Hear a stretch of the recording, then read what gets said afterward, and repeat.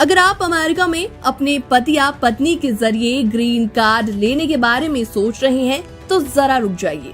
अब पहले जैसा रास्ता आसान नहीं रह गया है। अब शादी के जरिए ग्रीन कार्ड पाना पहले से कई ज्यादा मुश्किल हो गया है।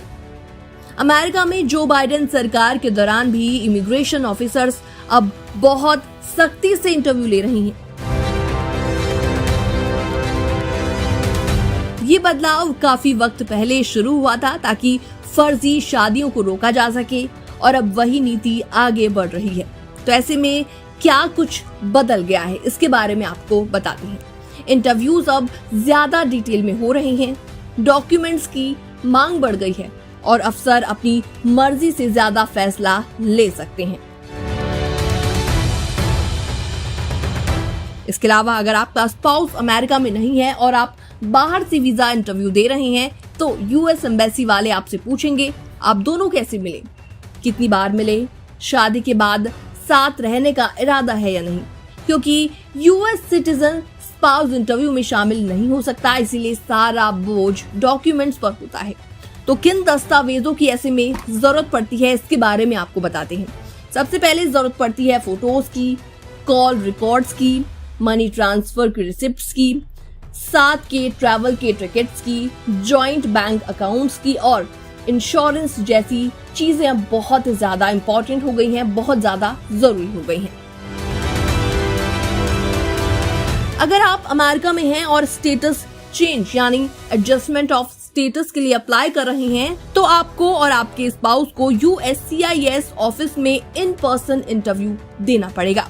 अगर अफसर को शक हुआ तो स्टोक्स इंटरव्यू भी हो सकता है, जहां दोनों को अलग अलग बैठाकर सवाल पूछे जाएंगे। इसके अलावा ग्रीन कार्ड होल्डर के स्पाउस के लिए और भी ज्यादा मुश्किलें हैं। 3 से 4 साल की लंबी वेटिंग के दौरान इमिग्रेशन अफसर ये चेक करते हैं कि शादी अभी भी जेन्युइन है या नहीं। अगर इस दौरान डॉक्यूमेंट्स कमजोर हुए तो शक और भी ज्यादा बढ़ जाता है। अगर आपका ग्रीन कार्ड रिजेक्ट हो गया तो डिपोर्टेशन यानी भारत वापसी भी आपकी हो सकती है, इसलिए वकील की सलाह जरूर लें। हर पेपर तैयार रखें, हर सवाल का सच्चा और सटीक जवाब दें और जरूरत हो तो लॉयर के साथ इंटरव्यू में जाएं। फिलहाल इस रिपोर्ट में इतना ही। अगर ये रिपोर्ट देखने के बाद आपका कोई रिएक्शन है तो आप कमेंट सेक्शन के जरिए अपनी राय दे सकते हैं। बाकी वर्ल्ड से जुड़ी छोटी और बड़ी खबरें देखने के लिए आप भी बने रहिए एनबीटी इंटरनेशनल के साथ। अमेरिका में भारतीय छात्रों के वीजा कैंसिल हो रहे हैं, वो भी बिना किसी गंभीर कारण के। अब जरा सोचिए कि आप करोड़ों रुपए खर्च करके अमेरिका पढ़ने के लिए गए हों और कोर्ट से बेगुनाह साबित हो चुके हैं और फिर भी आपका स्टूडेंट वीजा अचानक रद्द कर दिया जाए। यही हो रहा है इन दिनों अमेरिका में भारतीय छात्रों के साथ। तो ऐसे में चलिए आपको पहली कहानी के बारे में बताते हैं। टेक्सास में एक भारतीय छात्र की पहचान उसके ही दोस्त ने चुरा ली। जी हाँ, छात्र ने सबूत दिए, वीडियो पेश किए और कोर्ट से उसे निर्दोष भी मान लिया गया, लेकिन इसके बावजूद उसका वीजा कैंसिल कर दिया गया और सर्विस रिकॉर्ड को टर्मिनेट कर दिया गया। अब उसे अमेरिका मजबूरन छोड़ना पड़ेगा और सेल्फ डिपोर्टेशन का सामना करना पड़ेगा। अकेले इसी छात्र ने नहीं बल्कि ऐसे दर्जनों मामलों की पुष्टि हो चुकी है जहां मामूली बातों के कारण जैसे कि स्पीडिंग, ट्रैफिक नियमों का उल्लंघन करना या लर्नर्स लाइसेंस पर गाड़ी चलाना, इसके कारण छात्रों के वीजा कैंसिल किए जा रहे हैं। और सबसे बड़ी हैरानी की बात इसमें ये है कि कई मामलों में कोर्ट ने छात्रों को निर्दोष माना भी है, लेकिन वीजा फिर भी कैंसिल कर दिए गए हैं। एक छात्र को सिर्फ इसलिए हटाया गया क्योंकि उसने गाड़ी चलाते वक्त पीछे लाइसेंसधारी व्यक्ति को नहीं बैठाया था, जो एक स्टेट कानून की छोटी सी गलती थी। ऐसे में AI तकनीक के जरिए भी अब स्टूडेंट्स पर पैनी नजर रखी जा रही है। अमेरिकी सरकार अब एआई टेक्नोलॉजी का इस्तेमाल करके इंटरनेशनल स्टूडेंट्स की सोशल मीडिया एक्टिविटीज पर भी नजर रख रही है। अगर किसी स्टूडेंट पर यह शक भी हो जाए कि वो आतंकवादी संगठनों का समर्थन करता है तो बिना चेतावनी के उसका वीजा रद्द किया जा सकता है। हाल ही में कई स्टूडेंट को सिर्फ इस आधार पर वीजा कैंसिलेशन की सूचना मिली क्योंकि उन्होंने प्रो पैलेस्टीनियन प्रदर्शन में हिस्सा लिया था, भले ही उन पर कोई केस ना चला हो। अब बात करते हैं सेविस सिस्टम की। सेविस यानी student and exchange visitor information system. ये एक अमेरिकी डेटाबेस है जो कि इंटरनेशनल स्टूडेंट्स की स्थिति को ट्रैक करता है। अगर इसमें आपकी फाइल को टर्मिनेटेड कर दिया गया तो आपका लीगल स्टेटस तुरंत खत्म हो जाता है। उसके बाद आपके पास सिर्फ 2 ही विकल्प बचते हैं, या तो सेल्फ डिपोर्टेशन करना यानी 15 दिन के भीतर अमेरिका छोड़ देना, और दूसरा या तो कोर्ट के जरिए अपने स्टेटस को बहाल करवाना। तो ऐसे में छात्रों के पास क्या क्या विकल्प हैं? टेक्सास के एक इमिग्रेशन वकील चंद पर्वतनैनी के मुताबिक सेल्फ डिपोर्टेशन आखिरी विकल्प होना चाहिए। छात्र चाहे तो कोर्ट में इस कैंसिलेशन को चुनौती यानी चैलेंज भी कर सकते हैं। उन्होंने बताया कि वो अकेले ऐसे 30 से ज्यादा भारतीय छात्रों के केस लड़ रहे हैं जिनके वीजा बिना किसी उचित कारण के कैंसिल कर दिए गए हों। तो ऐसे में भारत सरकार और छात्रों के परिवारों का इस पर क्या कहना है और उनको क्या करना चाहिए? तो ऐसे में भारत सरकार को इस मामले पर अमेरिका से औपचारिक बातचीत करनी चाहिए।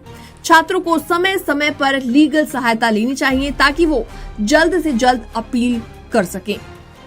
इसके अलावा माता पिता को सतर्क रहना चाहिए और बच्चों की इमिग्रेशन स्थिति पर लगातार नजर रखनी चाहिए। 2025 में ऐसे में हालात काफी ज्यादा बदल चुके हैं। अब पहले जैसा सिस्टम नहीं रहा।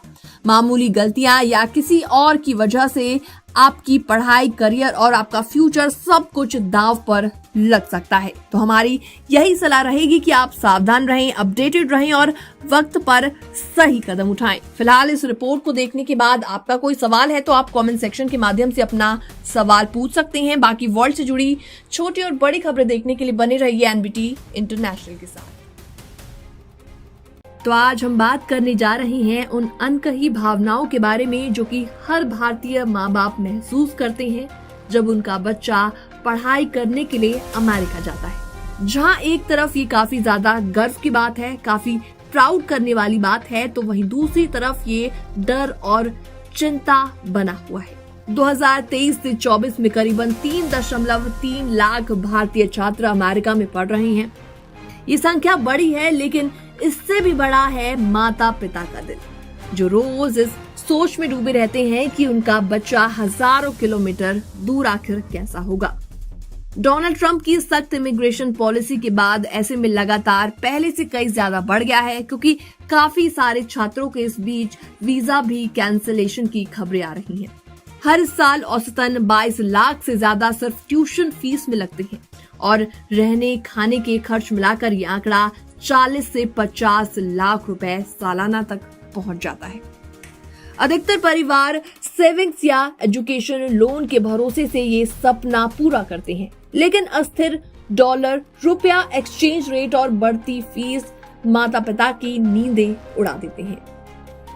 2023 में FBI के अनुसार अमेरिकी कैंपसों पर 1123 नफरत से जुड़े अपराध दर्ज किए गए। भारतीय छात्र अक्सर शहरों में पढ़ते हैं जहां ये घटनाएं ज्यादा होती हैं। हिंसा, नस्लीय हमले और हाल ही की घटनाएं जैसे वीजा रद्द होना या छात्रों को देश छोड़ने की धमकी इस डर ने और भी ज्यादा बढ़ा दिया है। 2024 में भारतीय छात्रों को मिलने वाले F1 वीजा 38% तक घट गए और अगर पढ़ाई पूरी भी हो जाए तो हर साल सिर्फ 12% को H1B वर्क वीजा मिलता है। OPT प्रोग्राम तो है जिससे छात्र पढ़ाई के बाद थोड़े समय तक काम कर सकते हैं, लेकिन ये स्थायी समाधान नहीं है। माता पिता डरते हैं कि उनका बच्चा मेहनत तो करेगा, लेकिन क्या उसका फ्यूचर सुरक्षित होगा। 83% भारतीय छात्र कहते हैं कि उन्हें होम सिकनेस होती है। अमेरिका के छोटे छोटे शहरों में जहां पर 30% छात्र पढ़ते हैं, भारतीय समुदाय की कमी और कल्चर शॉक को मानसिक रूप से थका देता है। माता पिता डरते हैं कि कहीं उनका बच्चा संस्कृति से दूर न हो जाए या अकेलेपन में न उलझ जाए। Stem courses, engineering, medical science, जिनमें 68% छात्र एडमिशन लेते हैं, बेहद टफ होते हैं। हाल ही की रिपोर्ट बताती है कि 27% इंटरनेशनल स्टूडेंट्स मानसिक तनाव झेलते हैं। पहली बार परिवार से दूर रहना, पढ़ाई का प्रेशर और सामाजिक दबाव। माता पिता सोचते हैं कि क्या हमारा बच्चा ये सब अकेले संभाल पाएगा। तो ऐसे में क्या समाधान है? खुलकर बात की जाए, बच्चों से नियमित बातचीत करें, उनकी बातों को समझें, अच्छी तैयारी करें, यानी सही यूनिवर्सिटी, सुरक्षित लोकेशन और भरोसेमंद वकीलों से ही सलाह लें। इसके अलावा फाइनेंशियल प्लानिंग करें, पहले से बजट बनाएं, लोन ऑप्शन समझें और खर्चों को कंट्रोल रखें। बच्चे का अमेरिका जाना सिर्फ उसकी नहीं, पूरे परिवार की यात्रा होती है और ये एक सपना और संघर्ष दोनों होता है। फिलहाल इस रिपोर्ट में इतना ही। बाकी वर्ल्ड से जुड़ी छोटी और बड़ी खबरें देखने के लिए बने रहिए एनबीटी इंटरनेशनल के साथ।